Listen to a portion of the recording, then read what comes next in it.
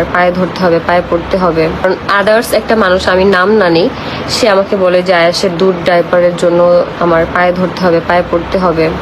তো ওই কথাবার্তা শোনা থেকে খরচ না নেওয়াই ভালো। আর যেহেতু আমারও সন্তান, তার বাবারও সন্তান, তো আমি চাই যে আয়াসের বাবা আয়াসকে প্রতি মাসে খরচ দেখ। তারপর হচ্ছে এখন আমাদের মধ্যে কথাবার্তা, আমাদের মধ্যে বলতে উকিলের মাধ্যমে হচ্ছে কথাবার্তা হয়েছে, অ্যাডভোকেট আপুর মাধ্যমে। তো আমি হচ্ছে খরচ চাইছি যে আয়াসের খরচ যেন দেয়। তো তখন হচ্ছে বলছে যে এখন যেহেতু ফ্যামিলিতে সমস্যা, যার কারণে হচ্ছে আয়াসকে এখন 3,000 টাকা দিবে। এখন এটাই অনেক কিছু, ফ্যামিলিতে সমস্যা থাকার পরও যে 3,000 টাকা করে আয়াসের খরচ দিবে, সেটাই অনেক কিছু, যে সবকিছুর ভেতর থেকে আয়াসের খরচটা বের করতে পারবে।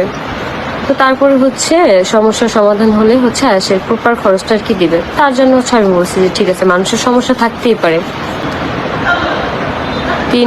3,000 টাকা তো আয়াসের ডাইপারে কিনাও হবে না আপু। এখন যেটা দিতেছে সেটাই হচ্ছে মানে আমার জন্য অনেক হেল্প হবে।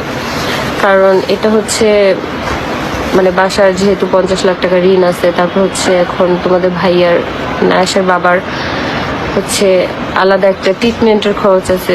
সবকিছু বুঝেই আমি আর কি বলছি সমস্যা নেই, এখন দেখ পরবর্তীতে বাড়ায় দিবে। একটা সমস্যা থাকতেই পারে, এত সমস্যার মধ্যেও যে এটা দিতে পারবে সেটাই অনেক কিছু।